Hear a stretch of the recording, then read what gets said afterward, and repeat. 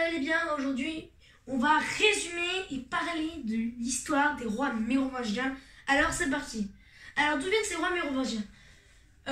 Pour ça, il faut revenir au 5e siècle à l'Empire romain. Bon, l'Empire romain, j'ai parlé plein de fois de cet empire, mais ce qu'il faut savoir, c'est que cet empire est fragilisé. Et plein de peuples à l'est viennent se réfugier en Gaule pour éviter les Huns qui les poursuivent.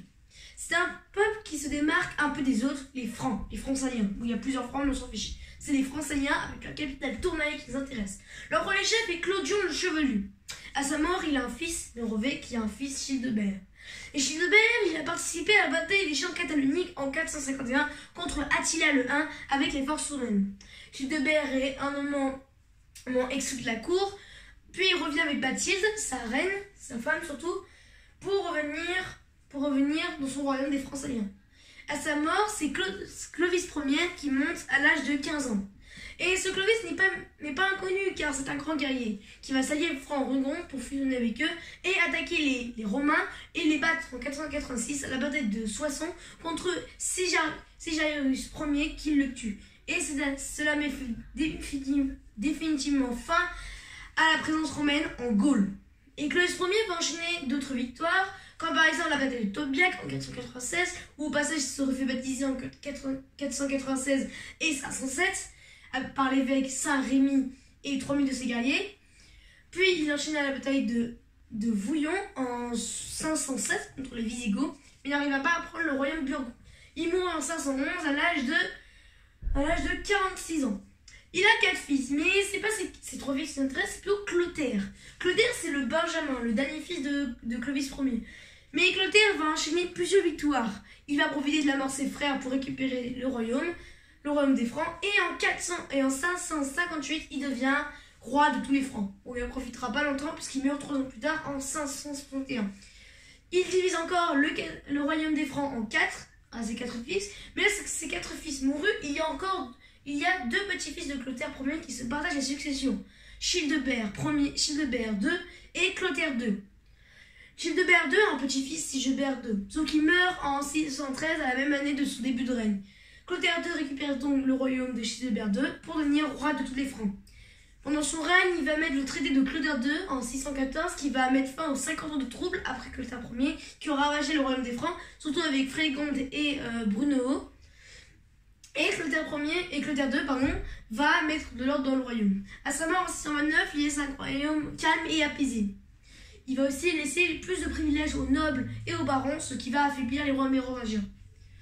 À sa mort, il laisse 2 fils. Dagobert Ier, qui a récupéré les territoires de son frère, Caribert, qui lui offre quand même le duché d'Aquitaine. Mais lorsque Caribert meurt en 633, Dagobert récupère son territoire et devient roi de les Francs, techniquement. Pendant son règne de 10 ans, oui, parce qu'il était déjà roi des Francs en 629, son royaume est tellement calme et apaisé qu'il va même se faire baptiser à Reims, et ça veut dire qu'il est le premier roi des Francs à se faire baptiser. Enfin, techniquement, c'est pas lui, c'est Pépin le prêtre, mais techniquement, c'est lui le premier qui se fait enterrer à Reims.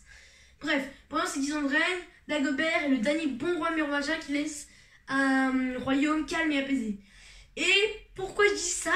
Et bah, à sa mort, en 639, il a 2 fils, Clovis II et Dagobert II. Et c'est à partir de Clovis II qu'on parle de roi fainéant.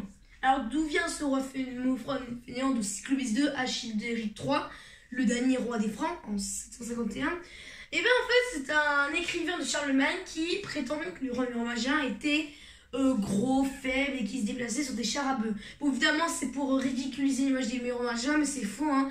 C'est juste qu'on les appelle rois fainéants parce qu'ils étaient trop jeunes pour régner. C'est donc plutôt les mères du palais, les premiers ministres en gros, et les reines-mères qui dirigent le royaume. C'est pour ça qu'on parle plutôt de rois fainéants.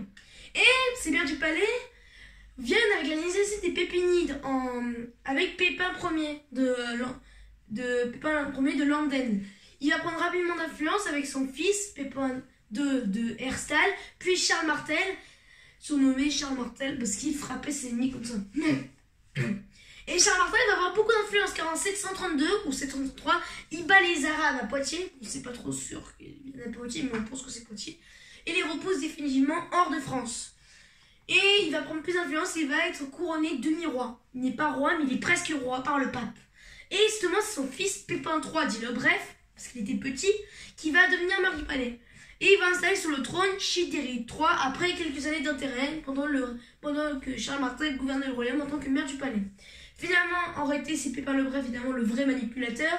Et 8 ans plus tard, en 751, il dégage du trône Childéric III pour se faire baptiser roi des Francs. C'est la fin de la dynastie des Mérovingiens, le début de la dynastie des Carolingiens.